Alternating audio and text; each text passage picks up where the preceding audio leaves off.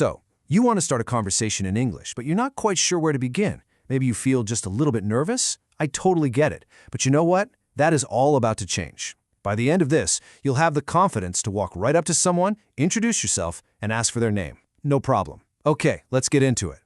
Here's the plan. We're going to take this step by step. First, we'll cover the absolute basics for meeting someone new. Then we'll get into how to introduce other people, like your friends. After that, we'll add a little bit of politeness with formal titles, tackle that tricky moment when you need to ask how to spell a name, and then we'll put it all together. You'll be ready for anything. All right, first things first. The bedrock of any new conversation, the absolute foundation, is just asking for and giving your name. So let's get this part down perfectly. This right here, this is the most important question of the day. Just listen to it. What is your name? I swear, when I first learned this, it felt like I'd found a key to a secret door. It's how you open up a conversation with pretty much anyone. And here is the perfect response. So simple! My name is, and then you just pop your name on the end. Go ahead. Why don't you try it right now? Say it out loud. My name is. See? It feels good, right? Simple, but it works every single time. Now, real quick, let's talk about how names usually work in English. You've got your first name, that's your given name, like Molly. And then you have a last name, which you might also hear called a family name or a surname, like Stone. So, Molly Stone. First name, last name. Simple as that. Okay, you can introduce yourself. That is a huge step. Seriously, high five. But what happens when you're with a friend? Let's move on to the next skill, how to introduce the people you're with. These little words are super important. They show who owns what. We already used my name, so if you're talking about a guy, you'd say his name. If you're talking about a woman, her name. And hey, don't worry if this feels a little weird at first. I used to get his and her mixed up constantly. It just takes a little practice. And here's the other piece of the puzzle, the verb to be. Think of it like the glue that connects a person to their name. I am talking. He is Ali. They are students. And as you can see, this little word changes just a bit depending on who we're talking about. All right, you ready? Quick practice round. Let's lock this in. If I ask, what is her name, you'd say, her name is Lisa Roberts. Okay, next. What is his name? His name is Ali Aksoy. And what if we're talking about a whole family? What is their last name? Their last name is Hammer. Awesome. You're already starting to get the hang of it. Okay, you're all set for casual chats with friends. But what about something more formal, like maybe a business meeting or when you meet a teacher? Well, for those times, we add a little layer of politeness.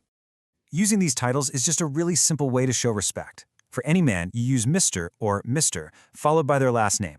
For an unmarried woman, it's Miss, and for a married woman, we say Mrs., written as MRS. It's a tiny detail, but it can make a really big, positive difference. You hear this all the time, right? People talk about Mr. Cruz or Mrs. Clinton. And in the story we're going to look at later, the teacher would be called Miss Stone. It's all about the situation you're in.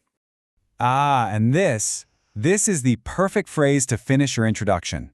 After you both say your names, you just smile and say, "Nice to meet you." And the most common friendly reply is, "Nice to meet you too."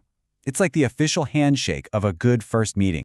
So everything's going great. You've said your name, they've said theirs, you've said nice to meet you, but oh no, you didn't quite catch their name.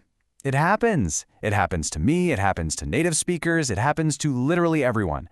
So don't panic. There is a super simple fix. To get spelling, all you really need to know is that the English alphabet has two types of letters, vowels and consonants. Just think of them as two different kinds of building blocks. Use them both to build every single word. And here is your two-step escape plan. First, just ask politely. Please spell your name. I promise, nobody will mind. Then you just listen carefully as they say the letters.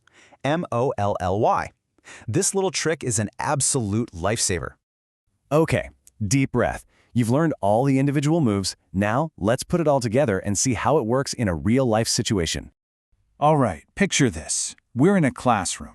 In this room, Lisa Roberts and Mary Pierre are students.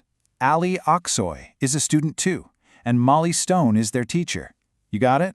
Okay, let's try a couple of questions about this scene.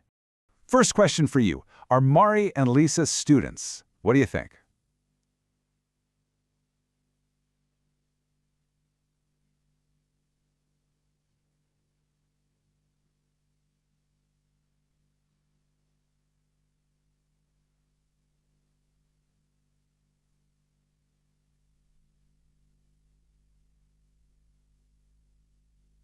Yep, yes they are, exactly right. We use are because we're talking about two people. See? You've got this. All right, next one. This one tests those special little words we talked about. What is Ollie's last name? The answer is, his last name is Aksoy. Perfect. And for our last question, is Molly their teacher? Yes, she is. Look at that. You're already understanding real English sentences. That's amazing. Okay, let's just pause for a second and look at what you can do now. You can introduce yourself. You can ask for someone's name. You can talk about your friends. You can be formal and polite. And you even know what to do if you get stuck on spelling. You've just built an entire conversation toolkit right here. And you know what the best part is? In just a few minutes, you've learned these 5 essential skills. These 5 things are basically your passport to starting a conversation with anyone, anywhere in the world. So, I'm going to leave you with this one final thought. You've got the tools. You know what to do. The only question left is, who's going to be the first person you try this with? Just remember, it's okay to make mistakes. The most important part is just starting. You are so ready for this. Go for it.